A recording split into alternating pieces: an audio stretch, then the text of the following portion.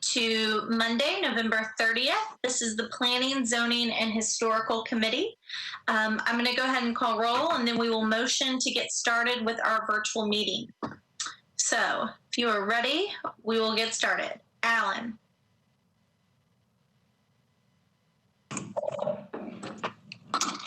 I'm sorry, my volume was off. We'll try it again. I saw Berkeley talking. So Berkeley, we'll mark you down as present. Benedict? Present. Bradford? Present. Cash? Present. Evans?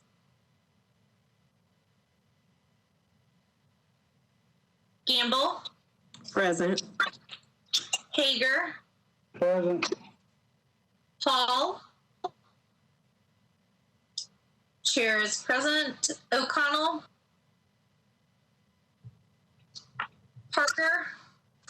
Present. Rutherford?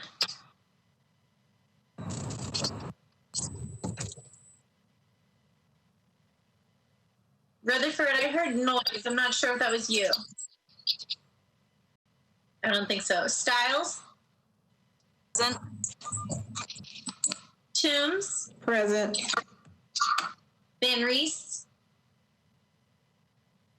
I believe she's trying to get in right now. She's having technical difficulties. Okay, thank you, Hannah. Welch? Present. Withers?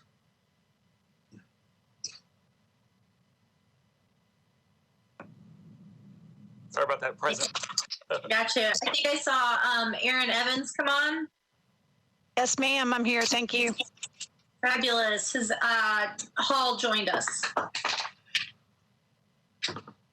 Rutherford and has Van Reese been able to get on? If not, just Hannah, if you'll let me know when she gets on.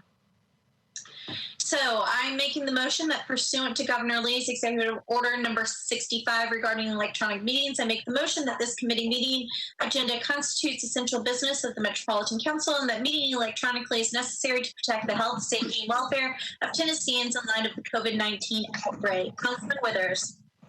I would like to second that motion. Thank you. Roll call. Allen. Aye. Benedict. Aye. Bradford. Aye. Cash. Aye. Evans. Aye. Gamble. Aye. Hager. Aye. Hall. Chair votes aye. O'Connell. Parker. Aye. Rutherford. Stiles. Toombs. Aye. Van Reese. Welch. Aye. And Withers. Wonderful. That motion passes. You should have received earlier today the consent agenda. Oh, I'm sorry about that. And also you should have received the amendment packet. So hopefully we don't have any issues. Is there anything that needs to be bumped from consent before I proceed to reading the entire consent agenda? Remember, anything bumped off of consent will have to be voted on individually, and since we are electronically, that means it's a roll call. So does anybody wish to bump anything from consent before I embark on reading you our short planning novel for the day?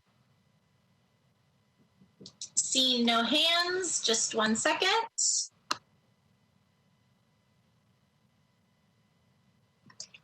All right, headed down the consent agenda. Starting with resolution. This is Councilman Yes. Taylor, your item number 3. I just wanted to make sure that we get that off consent as well. Oh, that's right. Thank you for reminding me. When did you want to defer that to? First meeting in February. Okay. Great. Thank you. Even though I know I saw that recently. Thank you for reminding me.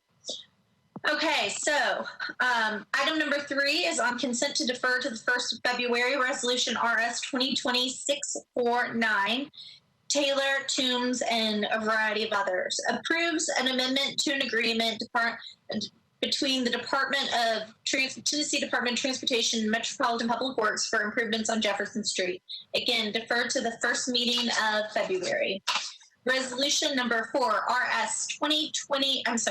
Item number 4, Resolution RS 2020-664, Rutherford, Murphy, and Nash, amends ordinance number BL 2020-342 to authorize Metro government to add phasing to the acceptance of new water and sanitary sewer mains, fire hydrant assemblies, sanitary sewer manholes and easements, properties located at 6424 and 6434 Pettis Road, on consent to be approved. We are now on bills on second reading. Item number 6, BL 2020-469 by Murphy and Nash. It accepts public sanitary sewer mains, sanitary sewer manholes, easements for 3 properties located on Clovercroft Road in Williamson County. That's on consent to be approved. Item number... we're missing an item number. So it's the unnumbered BL 2020-511 by Murphy and Nash, on consent to be approved. It abandons existing easement rights for properties located at 4100 Aberdeen Road. Item number 8 on your agenda is on consent to be approved. That's BL 2020-536 by Van Reese and others. Authorizes the acquisition of certain right-of-way easements, drainage easements, temporary construction easements, and property rights for purposes of the Dickerson Pike sidewalk improvements. Moving to item number 9 is on consent to be approved. It is BL 2020-537 by O'Connell and others. Abandons alley number 76 right-of-way from Lee Avenue to alley number 71. Item number 10 on your agenda on consent to be approved, BL 2020-538, Withers and others. Abandons alley number 264 and alley number 305, right-of-way between South 4th Street and Shelby Avenue.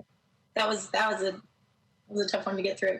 Item number 11 is on consent to be approved. It is BL 2020-539 by O'Connell, Murphy, and Nash. Abandons White Avenue and a portion of alley number 2057 and alley number 2058 right-of-way south of Lebanon Pike and east of Rucker Avenue. Moving on to page 5, item 12 on consent to be approved is BL 2020-542, Pulley, Murphy, and Nash. Authorizes Metro government to accept permanent and temporary easements for the Woodmont Lane Stormwater Improvement Project for 4 properties located on Woodmont Lane. Item number 13 is on consent to be approved. It is BL 2020-543 by Toombs and others. Abandons existing stormwater easement rights for the properties located at Brick Church Pike unnumbered.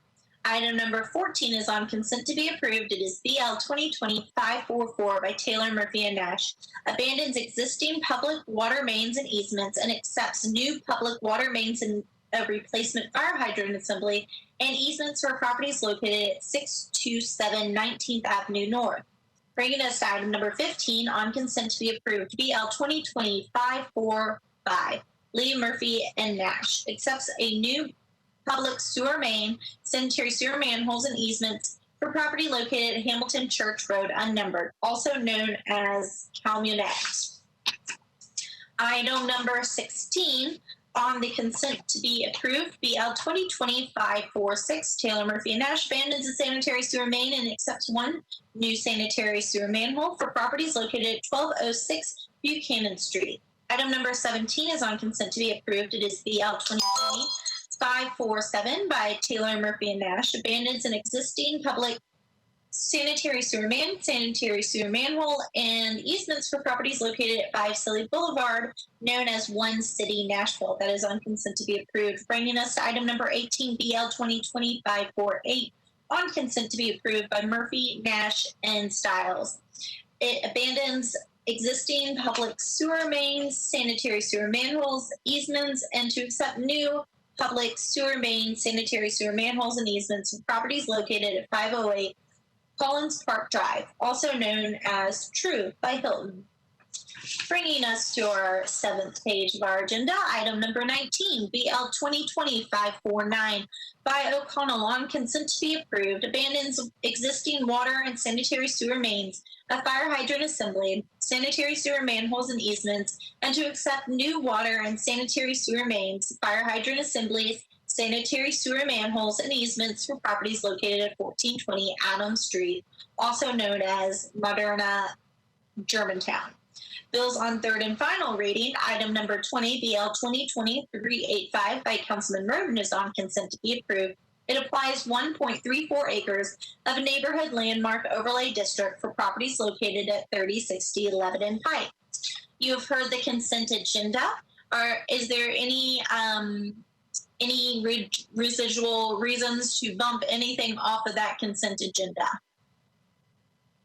Hearing none, that I'm making a motion on that agenda. Councilman Withers. I'd like to second the motion on the consent agenda. Thank you, Councilman Withers. And I think I see that Councilman O'Connell has joined us. Has Councilman Van Reese? I see her. And Councilman Rutherford. You been able to get on? Okay. It's all right. Roll call on consent. I'm sorry. Oh, I'm sorry. I'm having technical difficulties and I came in on my phone. So I just wanted to make sure that I was counted as being present and that voting affirmative whenever you ask for that. Thank you very much. Great. I've got you. Thank you, Council Lady Van Reese. Roll call. Allen. Aye. Benedict. Aye. Bradford. Aye. Cash.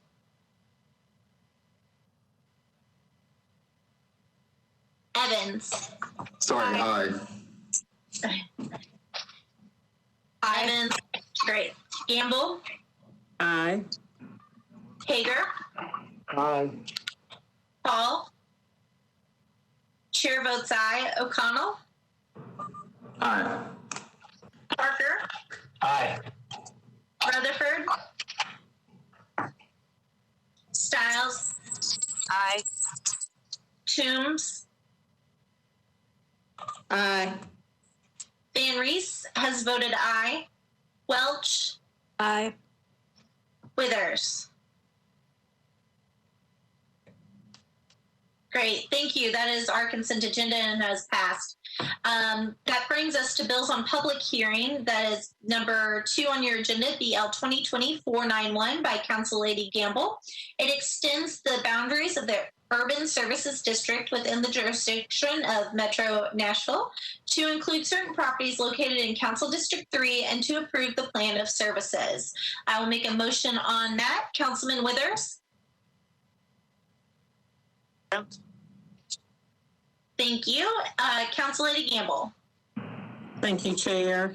This project has been a year in the making. Is one of the first initiatives that I took after being elected last year. It's something that the community has expressed a lot of interest in over the years to help deal with excessive trash dumping that we have in the area that's proposed. This is a partial USD annexation, so it's not for the entire district. It's just the area south of the district. It's contiguous, that it starts at the place where it ends currently, and it goes north for a few miles. It goes from Masonwood Drive to Belshire Drive to the north, and from the west, Brick Church Pike, east to Dickinson Road. There are about 1,500 parcels that are impacted by this USD annexation, but it will help improve the quality of life by bringing trash service. There are a lot of rental properties in this area, and for whatever reason, people aren't paying the private vendors like they should in order to have their trash picked up. So it's a lot of people are dumping trash. So we have that trash problem. This will hopefully help alleviate that by having the trash pick up. through Metro, also adding recycling to the area and adding street lights. Many elderly people who live in the area are concerned about how dark it is at night. They don't feel safe. There's been a lot of community engagement about this. In fact, we had 3 in-person meetings before COVID-19 hit. I had 3 in-person meetings about the annexation where I had the property assessor, Vivian Wilfoy, and I had Sharon Smith from Public Works come and talk about what's involved with the tax increase, et cetera. There was support during those meetings. Since then, I've had a couple of virtual meetings and communicated through a monthly newsletter about the progress of the annexation as we were, as it had to get evaluation from Public Works and then go to the Planning Commission for review before coming to the public hearing tomorrow. So the public hearing is tomorrow. Like I said, there's a lot of support that has been expressed for this. I don't anticipate any major opposition, if any. However, I would ask for your support for this today, and if there was enormous opposition, I would be happy to defer this. I don't want to defer it today because it needs to pass by December 15th in order to get into the January 1 assessment so that we can start getting the services in January 2022. So since it takes a year, you have to pay into the annexation for a year before actually receiving the services. I didn't want to delay this another year. So would like to get this passed by December 15th in order to meet the deadline for the January 1 assessment. So with that, I ask for your support. Great. Thank you, Council Lady Gamble. I think that was an excellent and very thorough explanation. It sounds like you have had a lot of community input, not just done quickly, but done over a significant amount of time, that it sounds like you're taking a good path. Are there any questions regarding this legislation? Seeing none, hearing none, I will continue with roll call. Alan. Aye. Benedict. Aye. Brad. Aye. Cash. Aye. Evans. Aye. Gamble. Aye. Hager. Aye. Paul. Chair votes aye. Coffee. Aye. Parker. Aye. Rutherford. Aye. Stiles. Aye. Toombs. Aye. Van Reese. Aye. Great. We heard you, Council Lady. Great. Welch. Aye. And Withers. Aye. Thank you. Council Lady, your bill passes with our approval. Moving to item number 5 on the agenda, bills on second reading. BL 2019-8 by Council Lady Roberts amends the Metro Code pertaining to the provision of sidewalks. There is a letter to defer an amendment in the bill to January 19th, 2021. If someone, I will make a motion to have it properly before us. Councilor Withers, you will second that. Second, yes. I don't know if Council Lady Roberts does not look like she's on the call. Did anyone had any questions before we defer this? Madam Chair, could either you or possibly planning staff give us a brief reminder of why this was disapproved by the Planning Commission? Yes, I think that would be appropriate. So let's have Lisa Milligan give that overview for us. And then if Ms. Zeitlin, if you could remind us, I had sent in an email early this morning. I thought this had been deferred a number of times. If you could give us an update after Ms. Milligan on the amount of deferrals that has happened. So Ms. Milligan, you have the floor. Hi, this is Lisa Milligan with with Metro Planning. The Planning Commission recommended disapproval because there were concerns on the lack of data in regards to the current operation of the sidewalk ordinance as it was adopted. And so because of that concern, as well as some equity concerns with the distribution of funds, the Planning Commission recommended disapproval.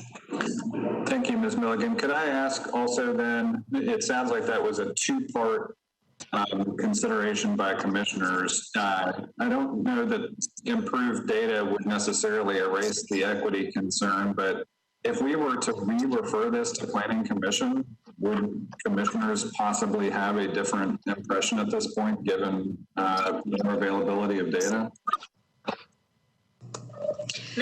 I'm not certain that I could try to assume what a decision the Planning Commission would make to the decision that they have made. Sure. Okay. Thank you. I will say, Councilman O'Connell, that there was a long discussion about this piece of legislation by the Planning Commission, and as you can tell, it was disapproved 8-0, and a lot of discussion around the equity issue. And I think there is some consideration to be made in the fact that we are about to start the redistricting process, and it's changing streams in the middle of the game maybe. And additionally, the fact that collecting data when this legislation is still, in terms of legislation, young legislation. And so, a lot of times when I have legislation, I always make the commitment to fix any unintended consequences. I do have concerns that we may be trying to fix something before we really know the situation, and especially after redistricting, that could change. So, Ms. Zeitlin, if you could tell us how many times we've deferred at council, because I do think I'm getting it confused with how many times it was deferred at the commission. And then Council Lady Allen, I saw your hand if you want me to come back to you. So, Ms. Zeitlin. This is Hannah Zeitlin. So a number of these deferrals that took place were during the time that the emergency rules were in effect for the council, where basically the excessive deferral rule was suspended. So it has been deferred 1, 2, 3, 4 times during that period. And then I believe that this will be its 3rd deferral now. I will say that this is subject to another rule where it's been deferred for more than 90 days, so it'll be an automatic deferral by rule when it gets to the floor tomorrow night. But that won't count against it, if that makes sense. So, Ms. Zeitlin, should the sponsor has requested that it be deferred until January 19th.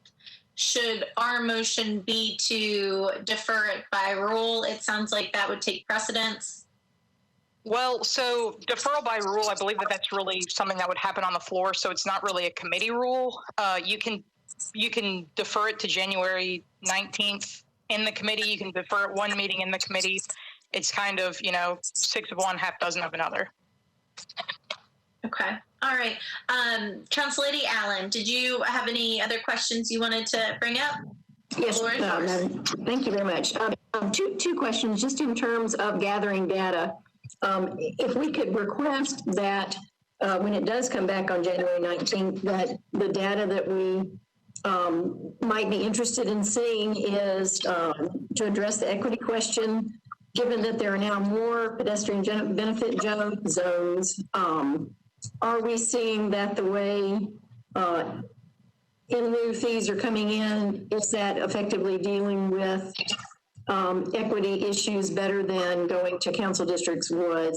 And then my second question would be, could we ultimately, when we bring this back, set it up to take effect after we've done the redistricting, which I guess isn't until, does that happen at the end of 2021? So that we could say this doesn't happen until the new districts have had the lines drawn? Miss Milligan, if you can answer the question about the data, and of course the new lines would be drawn, but I do not think when would they take effect? The next election? So Miss Milligan, you have the floor. Yes, if you could hold just for a moment, I'm working to get the information on the timeline for redistricting. It probably would not be, it would probably be by next January. So a year from this January for redistricting. It depends on when we actually get the data from the census. And so we're likely looking at least a year out from January. In regards to data, I'm not, we would have to get, Public Works is actually the one that has the data on collections. I'm not certain what information you're looking for in regards to data, but Public Works, we would have to get that from Public Works. Okay, thank you. So, Madam Chair, I guess what I would ask is if we can charge Public Works with having information on how much has been collected from in lieu fees within the different pedestrian benefit zones, just so we can have a feel for how that might be playing out, and if that's actually dealing with the equity issue better than the council districts would. If we could have that information by the January, bringing it back, I think that would be useful information. Do we have any, Mr. Snyder, can you, or Mr. Hammond, can you address whether Public Works is capable of getting us that information by January?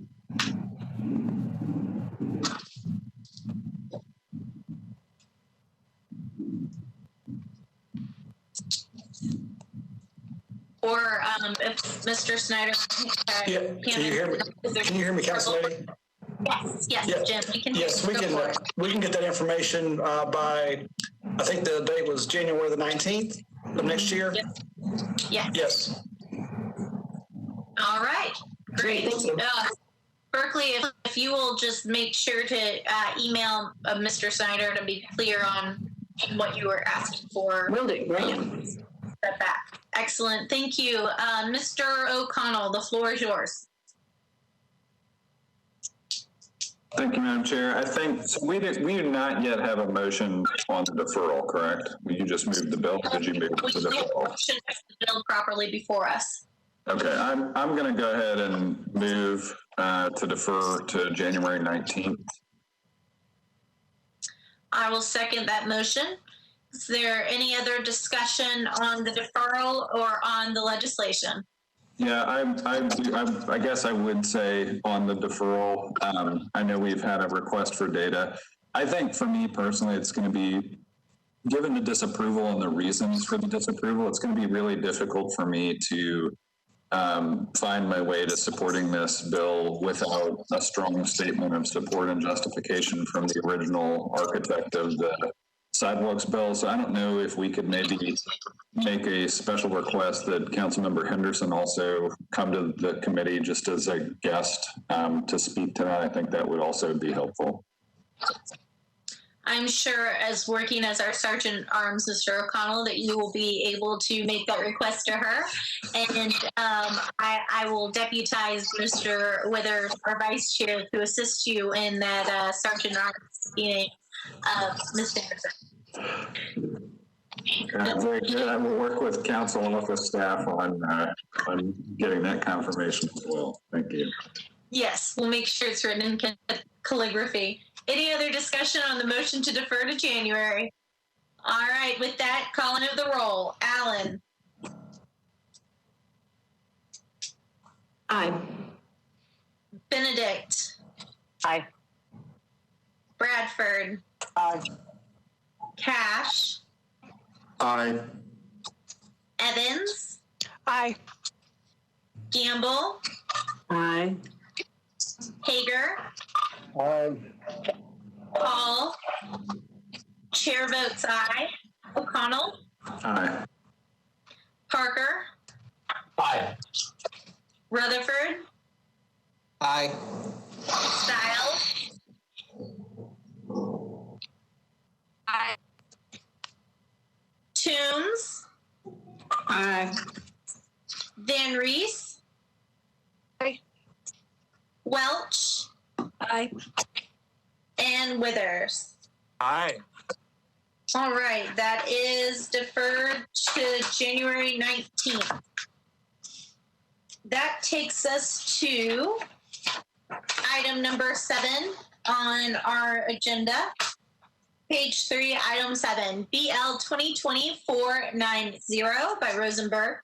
Changes approximately 1,119 acres from AR2A, RS40, and RS80 to SP zoning for various properties located at 9293 and 9401 South Harpeth Road, Griffith Road unnumbered, Lewis Road unnumbered, South Harpeth Road unnumbered, and Highway 100 unnumbered, and Old Harding Pike unnumbered, north of Highway 100, spanning from South Harpeth Road to Lewis Road, northward to Griffith Road, to permit a maximum of 506 single-family lots, religious institution, greenway, park, agricultural activity, cemetery, safety services, pond and lake, and associated accessory uses. For purposes of the bill, actually, I am going to be abstaining on this vote. So, Mr. Withers, if you will make a motion, and Ms. Allen, if you will second it. I will make a motion for the bill. Second. Great, thank you. We can go to Mr. Rosenberg to explain his bill, and I believe you have a substitute. Thank you, Madam Chair. I do, but is this on the agenda by mistake? Don't we usually consider rezoning bills on third reading in committee? No, we sometimes have them on second reading. Ms. Zeitlin, do you want to clarify where we are? I believe they're on the meeting after the public hearing is held. Gotcha. Okay. Well, we have a substitute on the bill. We had another community meeting, very positive, had great participation in it. I appreciate, I know some of you were able to show up who had some questions about the proposal in advance. What the substitute does is reduces the number of units from 506 to 449. It changes the dedication for a fire hall. We spoke with the fire marshal 2 weeks ago, just to make sure that he was on board with all the ingress and egress, emergency access, that sort of thing. The person explaining also brought up that they would be building a water tower on site, which will get, currently the homes nearby don't have anywhere near the water pressure required under state law, which is 500 gallons per minute, or Metro, which is 1,000. And this development is going to allow them to be able to shower, but also be able to shower comfortably, but also be able to, for hydrants to be able to handle it. It also changed the dedication for the fire hall to a larger site.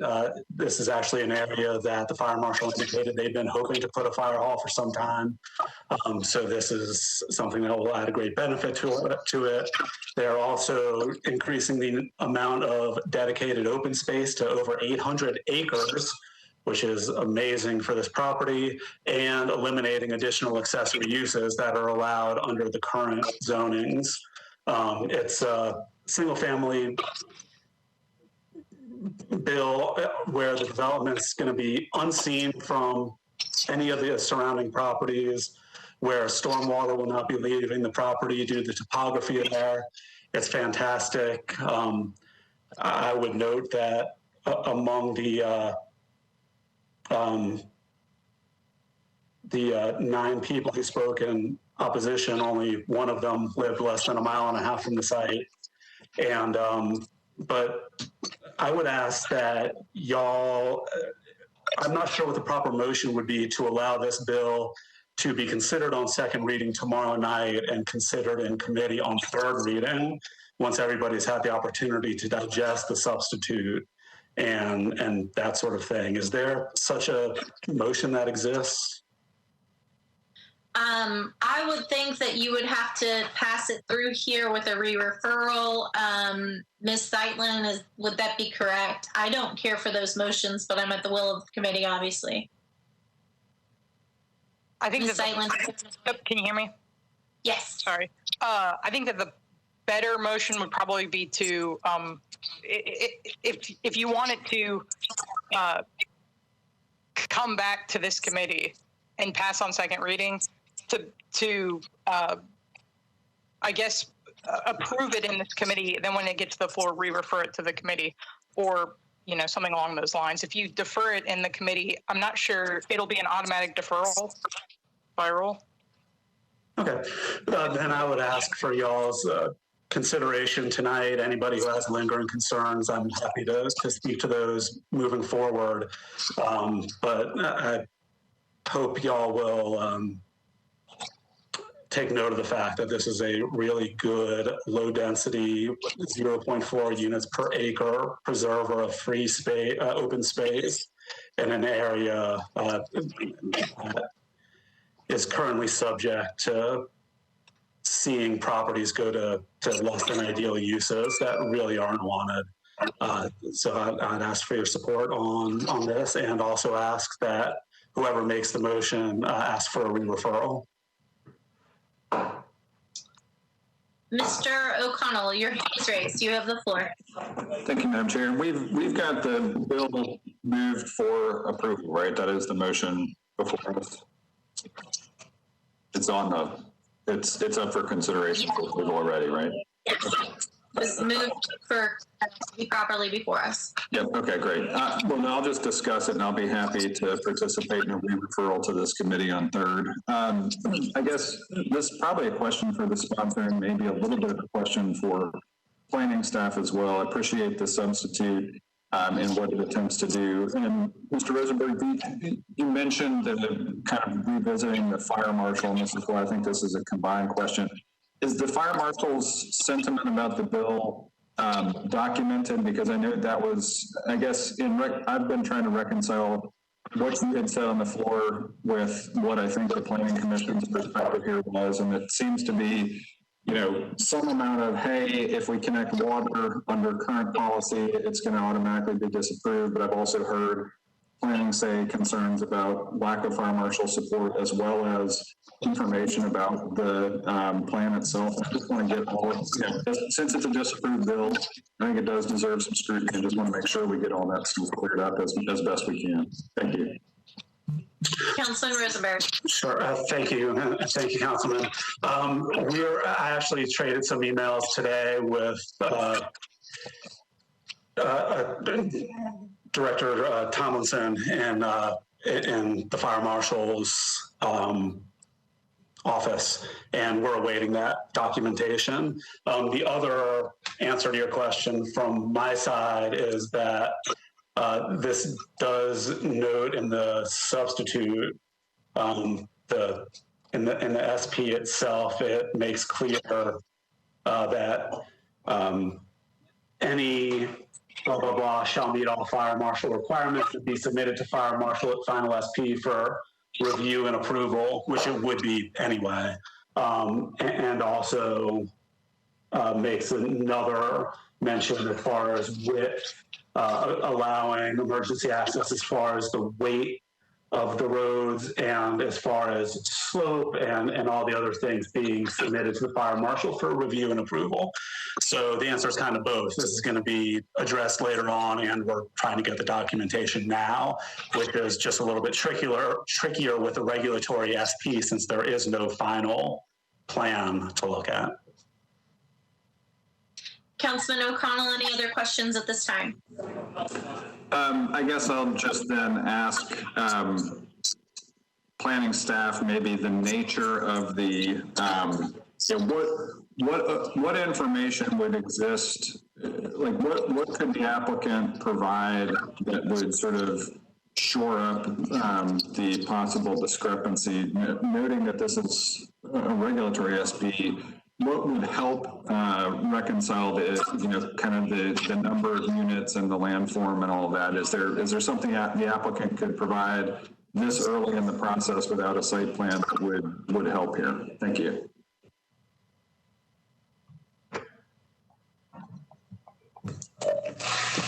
This is Lisa with Metro Planning. Councilmember, I'm not certain that I understand your question. The staff report that was provided in the P&Z packet, which was sent out, includes sort of the reasons for the recommendation of disapproval from the Planning Commission, including the fact that we do not have a recommendation of approval from the fire department. So I'm not sure that I understand your question, but that was one of the primary reasons for disapproval. Okay. I thought in previous conversations with staff, I'd understood that it was hard to sort of interpret the way the subdivision regulations would allow for unit count up to X with what the applicant had provided. But if that's not the case, I will worry about it. Thank you.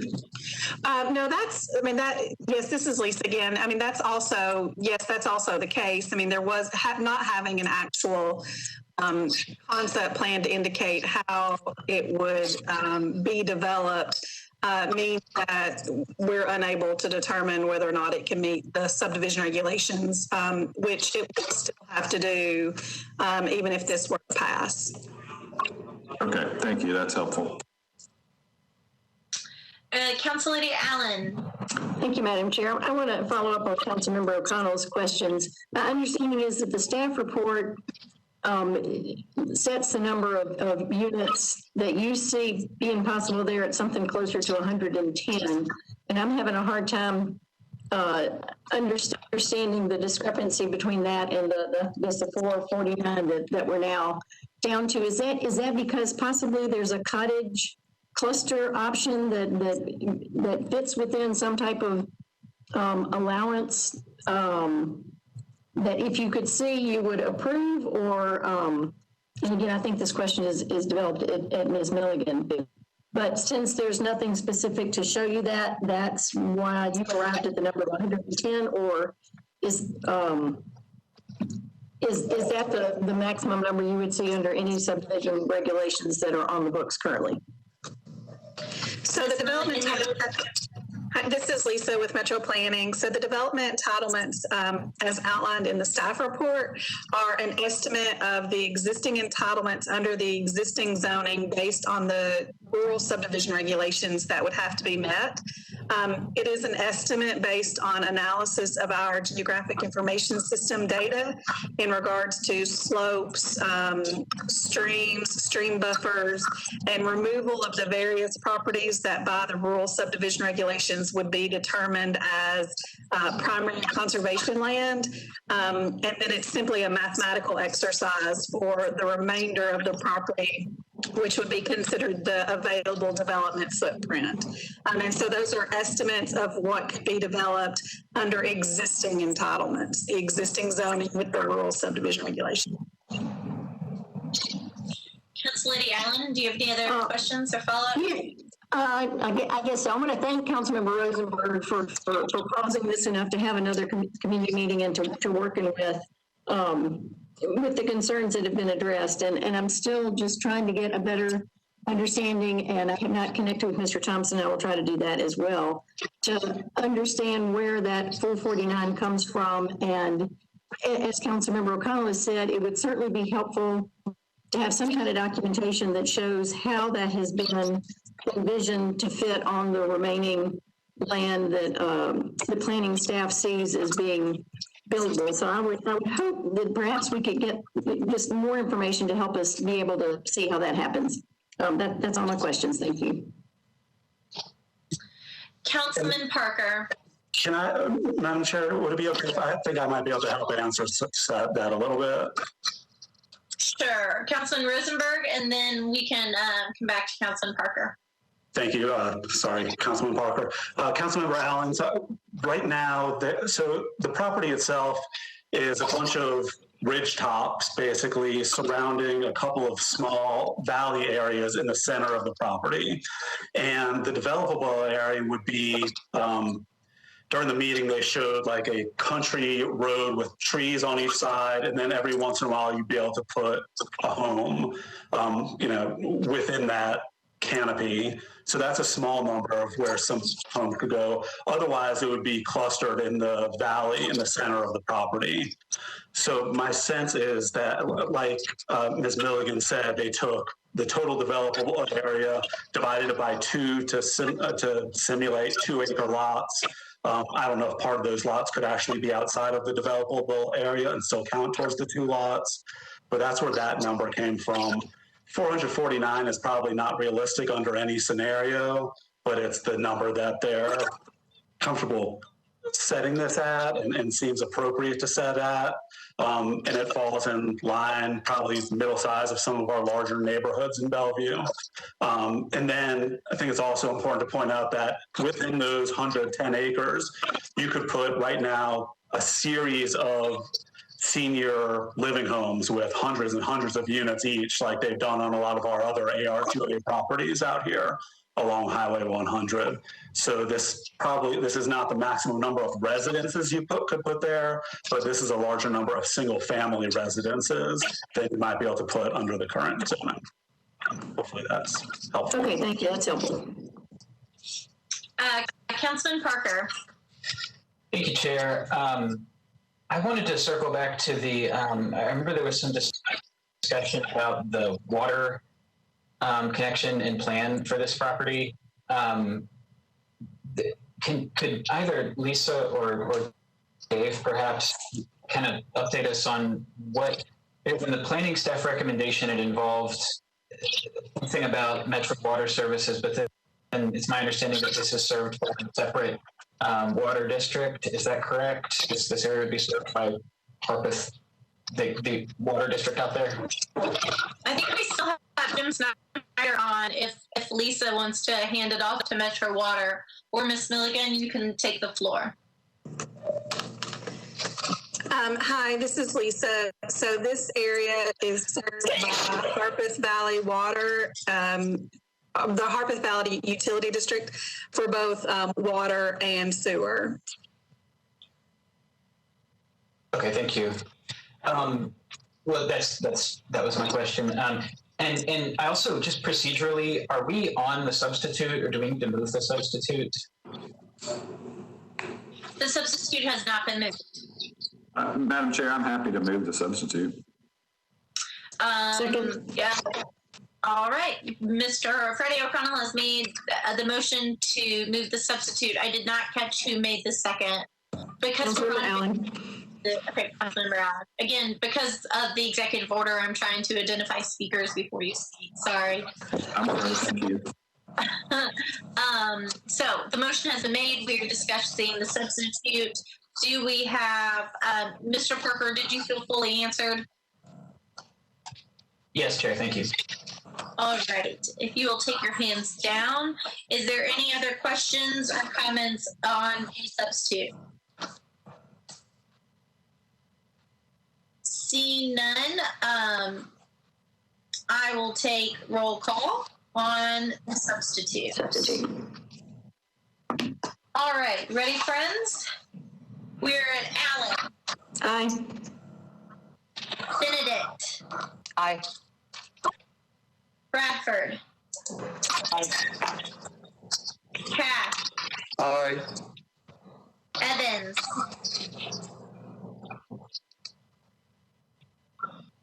Aye. Campbell. Aye. Yeah, aye. Oh. The chair abstains. O'Connell. Aye. Parker. Aye. Rutherford. Aye. Stiles.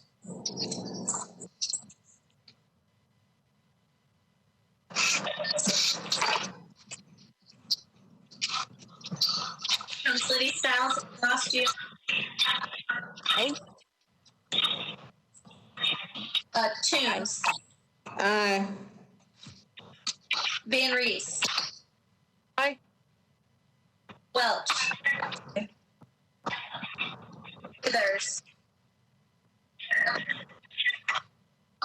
Aye. You. The substitute is on the bill. There's no further discussion. You mute. We're getting the feedback from you. Thank you. Any questions, comments, or further discussion on the bill as amended or substituted? All right, seeing no hands, we are on the substitute for, I believe the motion is to be passed, but referred to this committee. Is that correct? Correctly. I think, was that Councilmember O'Connell's motion? Ready? Did I say your motion correctly? Yeah, I mean, I guess, I think what I understood from Ms. Zeitlin was that we would have to actually do the re-referral on the floor, which is fine with me. However, we need to word it in committee to do that, but I'll make sure we re-refer to committee as best I can on the floor. Ms. Zeitlin, can we say it in the motion today, or does it need to be on the floor? You can say it in the motion today. It will need to be done on the floor, though. It won't be binding just in the committee. It'll have to be said on the floor as well. I'll say it then as a part of the motion, just for the record, but we'll be careful to make the motion to re-refer as part of the motion for approval on the floor. Okay. All right. Thank you. Roll call. Any discussion on that? Seeing none, hearing none. Alan. Aye. Benedict. Aye. Bradford. Aye. Cash. Aye. Evans. Aye. Campbell. Aye. Hager. Aye. Polk. Have you left us, Councilman? There we go. The chair abstains. O'Connell. Aye. Parker.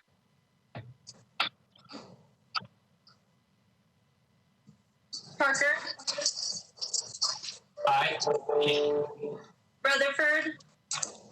Aye. Stiles. Aye. Toon. Aye. Van Reese. Aye.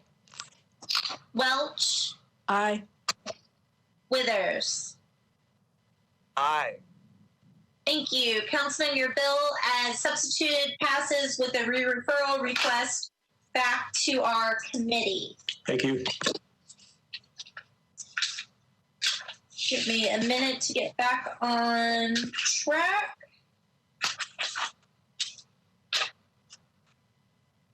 I am seeing that we've done everything. Does anyone see something that I've missed on our agenda? Okay, I believe that's everything. Y'all received yet another request, and the final request to please submit topics that you would like discussed in our planning, education, and training session. Otherwise, Brett and I will be coming up with all the topics, and it will not be as interesting for you as it is for us. We also will be doing in January a little fun activity with the planning department also. They'll be updating us on the redistricting process, how it works, what goes into it, and all of that type of fun situation that I am actually super excited about because I wrote my senior thesis on redistricting.